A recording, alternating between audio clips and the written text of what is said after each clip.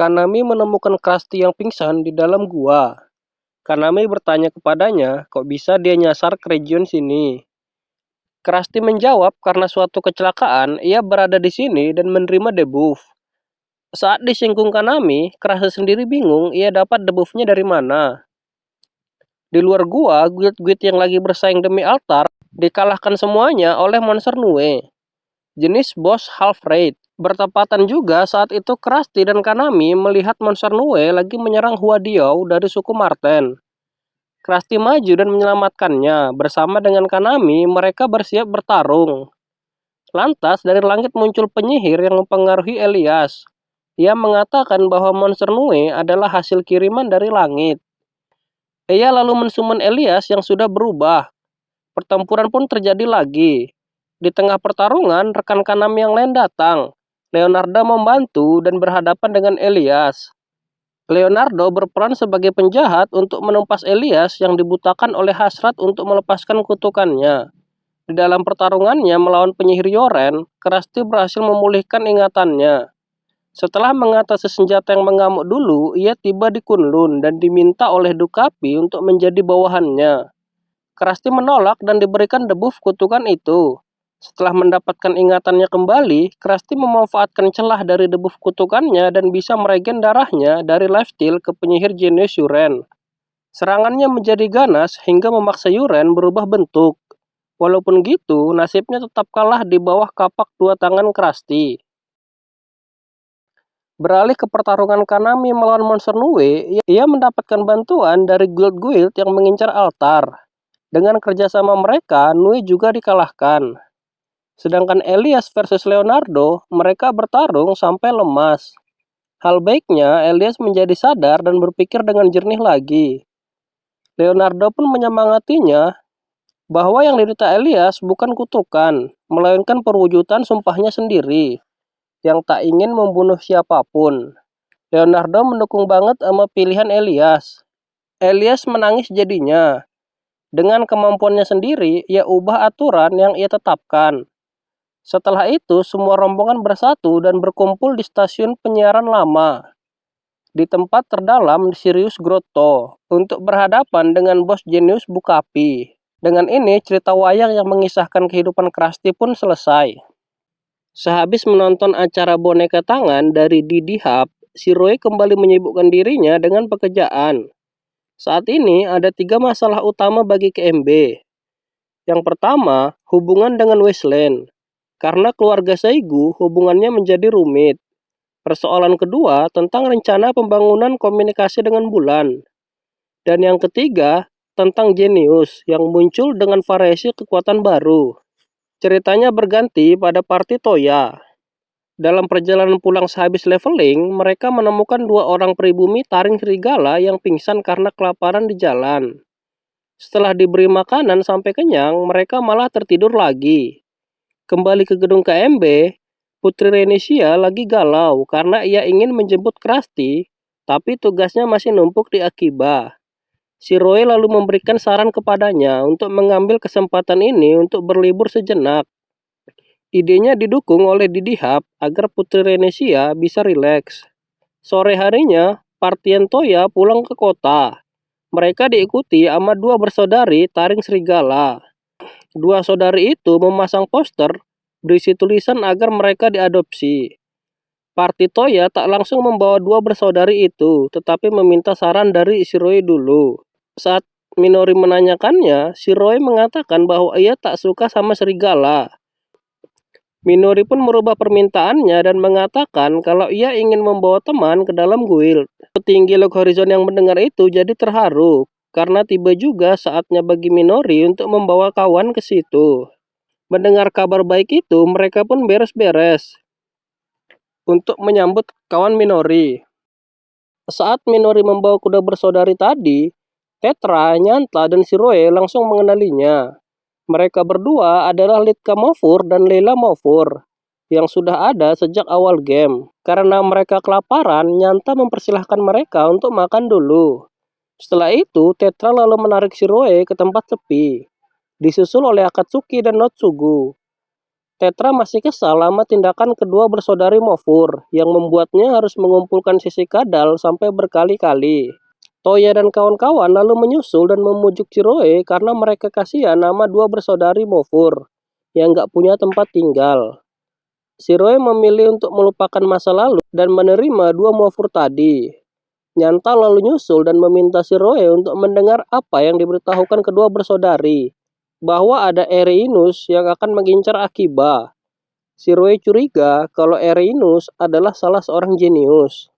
Kejadiannya 10 hari yang lalu, seluruh penghuni kekaisaran bawah tanah menyerang kedua bersaudari Mofur, dipimpin oleh Ereinus. Kedua Mofur tak sanggup melawan dan kabur ke Akiba. Mendengar cerita mereka, Chiroe memutuskan akan melaporkannya pada rapat KMB nanti. Dan untuk mempersiapkan raid bagi member level kecil, Notsugu dan Tetra bergiliran membawa party Toya untuk berlatih. Sedangkan Chiroe bersama Minori ke pasar untuk mengajarinya cara mempersiapkan supply bagi kebutuhan tim. Saat giliran Tetra, ia yang dendam sama dua Mofur mengerjai latihannya dengan membawa banyak monster giant. Malamnya sepulang mengajari Minori, Chiroe menghubungi Isak yang bertugas menjaga-jaga, dan ternyata tidak ada tanda-tanda kemunculan Ereinus. Chiroe curiga ada yang tak beres. Esok paginya, Minori terbangun dan tak menemukan satupun orang dewasa di dalam guild. Dua bersaudari Mofur juga hilang. Padahal mereka yang paling cepat ngumpul untuk sarapan. Toya, Rudy, Isuzu, dan Serara juga merasa aneh dengan langit pagi itu. Minori lalu ingat pelajaran dari Chiroe.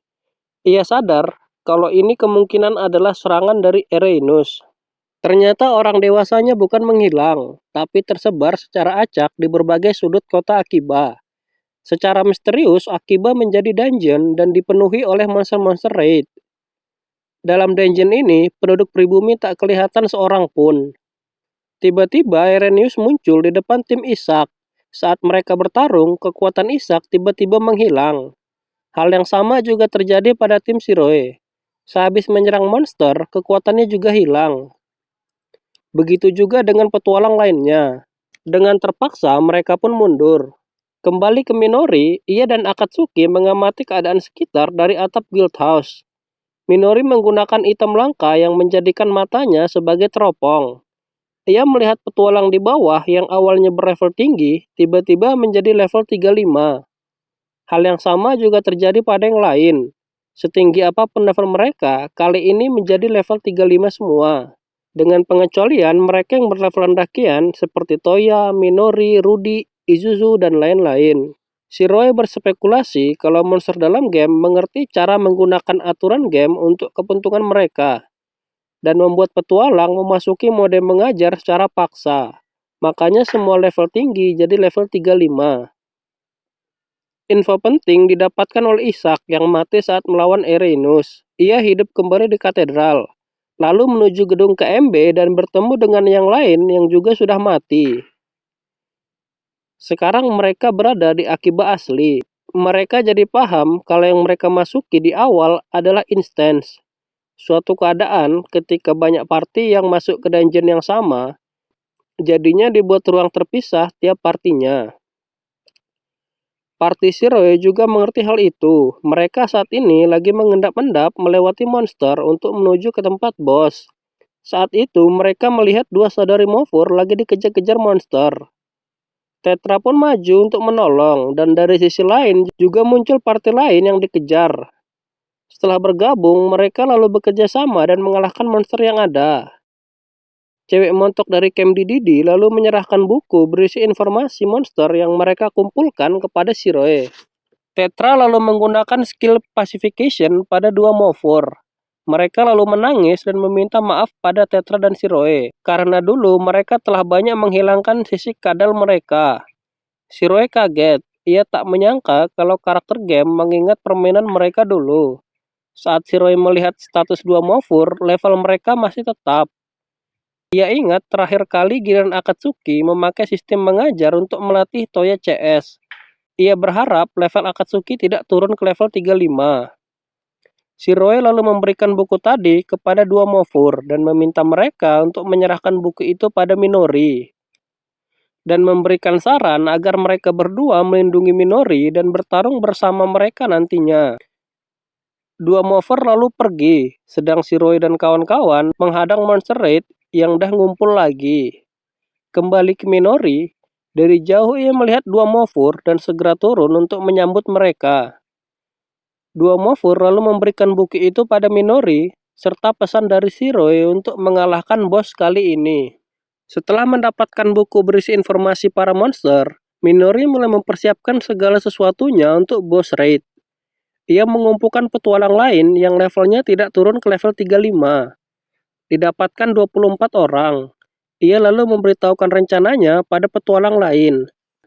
Tetapi mereka, para newbie yang tak punya pengalaman raid, ragu-ragu akan raid kali ini. Mereka berharap akan ada bantuan yang datang menyelamatkan mereka. Melihat keadaan semakin suram, Toya pun maju dan membakar semangat mereka. Kalau raid ini bisa mereka menangkan. Ia juga bercerita saat mereka dulu diperbudak Hamelin, mereka hanya mikir akan ada orang yang bakal nolongin mereka. Tapi kenyataannya lain. Mereka harus berjuang juga untuk bisa lepas dari Hamelin. Mendengar cerita Toya, mereka pun menjadi bersemangat. Minori gantian maju dan membahas taktik raid yang akan mereka lakukan. Ia juga yang bakal jadi komandan. Setelah beres, mereka pergi ke gedung KMB tempat bos berada dan mulai beraksi. Di bawah arahan Minori dan kerjasama timnya, mereka membabat monster dari lantai bawah hingga ke ruang rapat KMB. Tempat bos Genius berada. Sebelum menghadapi bos, Minori memberikan potion dan makanan buff untuk semua orang. Setelah beres, mereka masuk dan berhadapan dengan bos Genius Erenus. Pertarungan moderate berjalan mulus, rotasi untuk menarik aggro dan damage dealer serasi. Hal itu berlangsung terus hingga HP Geniusnya turun, dan ia mengeluarkan serangan area yang menyebabkan HP mereka turun drastis. 4 orang petualang tewas akibat serangan area Genius. Minori lalu memerintahkan semuanya untuk meminum potion lagi, serta memperbarui buff mereka dan merevive yang mati. Tapi baru saja mereka minum potion, Erenus sudah masuk ke mode serangan area lagi. Mereka pun jadi kaget. Litka Mofur kemudian maju dan mensummon Kadal dengan media sisik. Kadal besarnya lalu menyerang Erenus dan menggagalkan serangan areanya. Tim Red pun ikutan maju buat kasih damage, disupport sama tim dari belakang. Saat HP-nya makin turun, Erenus berbicara, apakah kalian subjek pemujaan itu? Ia lalu menghajar Kadalnya sampai tewas. Setelah itu, Erenus melayang ke atas dan mengulang-ulang ucapannya. Dan dari tubuh setiap petualang keluar cermin berisi orang yang paling mereka puja. Cerminnya lalu pecah dan mereka semua kehilangan semangat. Erenus lalu turun dan menghajar Toya yang jadi murung dan lambat. Setelah itu, Erenus melayang lagi dan mengeluarkan serangan area yang mengenai semua orang. Serangan ulangannya kali ini memecahkan cermin pujaan mereka, agar mereka menjadi kecewa dan murung. Toya lalu marah dan bergerak untuk menghajar Erenus. Minori pun mensupportnya dari belakang. Erenus pun membalas dan semakin menguatkan serangan mentalnya, hingga Minori menjadi putus asa. Begitu Erenus akan menghabisi Minori, Akatsuki melompat dan menyerang Erenus. Ia lalu berkata pada Minori bahwa Shiroi sejak awal bukanlah pahlawan atau objek pemujaan. Ia hanyalah orang biasa. Erenus lalu menyerang Akatsuki dan memecahkan orang yang ia puja di dalam hatinya. Tapi hal itu tidak berpengaruh padanya. Akatsuki malah makin semangat menghajar Erenus. Karena serangan mental tak mempan, Erenus berganti dengan serangan fisik. Ketika Akatsuki mulai kewalahan, Lilia Mofur datang dan memberikan bantuan. Ia tahan serangan Erenus. Ia lalu memanggil adiknya, Litka Mofur, untuk ikutan membantu. Saat itu, Isuzu memperhatikan suara yang diucapkan terus oleh Erenus. Ia perhatikan dengan teliti dan ia lihat ada jenis kedua berlevel lebih kecil di dalam tubuh Erenus. Ia langsung berteriak memberitahukan penemuannya itu. Lilia lalu menendang bola di dada Erenus dan benar, di situ ada Erenus kedua berlevel 35. Tahu rahasianya sudah terbongkar, Erenus pun melindungi dadanya. Setelah mengetahui kelemahan musuh, Minori bangkit lagi dan memberikan komando penuh dengan kemampuan Full Control Encounter Limited. Setelah itu, ia beri perintah secara beruntun kepada anggota raid satu persatu. Mereka pun maju lagi dan bertarung sesuai arahan dari Minori. Setelah Erenus mengeluarkan serangan areanya, HP Team Raid terkontrol aman. Memanfaatkan keadaan Erenus yang lagi melayang, Minori memberikan perintah lagi sama semua anggota untuk menyerang secara penuh. Dengan itu, mereka akhirnya berhasil mengalahkan Erenus. Menyusul hancurnya tubuh Erenus, gedung KMB-nya juga hancur, dan keadaannya berubah kembali menjadi normal. Tim Red Minori muncul di depan gedung KMB dan disambut para guild leader yang menanti kemenangan mereka. Untuk merayakan kemenangan tim Red Minori, mereka pesta makan-makan.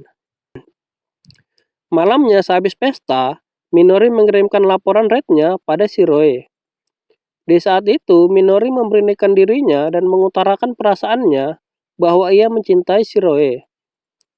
Mendengarnya, Shiroe meminta maaf karena ia mencintai gadis lain. Walaupun sekarang mereka belum berpacaran, tetapi ia merasa sangat nyaman untuk menghabiskan waktu bersama dengannya. Minori berusaha bersikap tegar. Ia lalu pamit dari situ. Di jalan, ia dijemput oleh Isuzu dan Serara. Itulah Minami tak bisa membendung perasaannya lagi. Ia menangis di pelukan kedua temannya. Pada adegan terakhir, Shiroi memanggil petinggi Lock Horizon dan memberitahu mereka bahwa sudah saatnya ia pergi ke Minami. Akatsuki langsung menyanggupi untuk ikut. Dari balik pohon, tiba-tiba muncullah Lagan. Ia juga ingin ikut pergi ke Minami.